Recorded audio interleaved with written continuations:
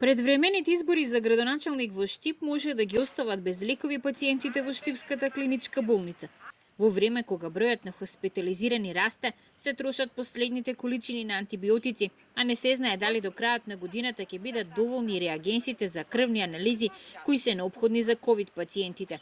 Најкритичен е кислородот, бидејќи само во септември се потрошило приближно како цела година лани.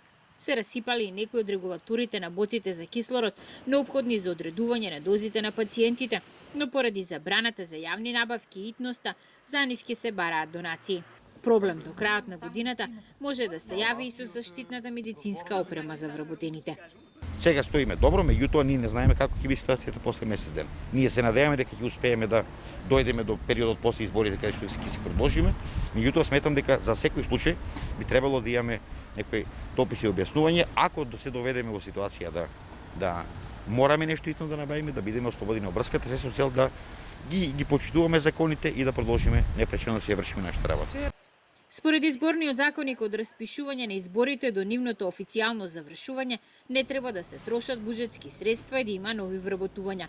Но тоа, според антикорупцијска, важи само за интервентните јавни набавки, не и за она што е дел од годишните програми на институциите, поврзано со нивното непречено работење. Ако набавката е предвидена со годишниот план за јавни набавки, тој план е јавно објавен, вообичаено на почетокот на годината, тогаш тоа не се коси со изборниот закон. Во секој друг случај, наша препорака би била, поради специфичноста на состојбата, тие да побараат позајмица на потребните средства од друга здравствена установа или Министерството за здравство, а по завршувањето на изборите да распишат јавна набавка и да го вратат.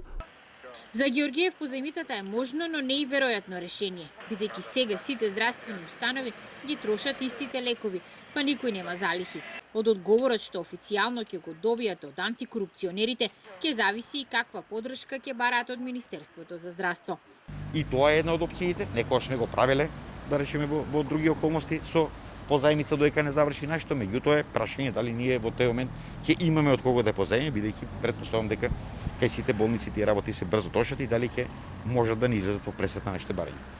Во Штип за градоначалник во прв круг треба да се гласа на 13 декември, откако поранешниот прв човек на градот се пресели во извршната власт.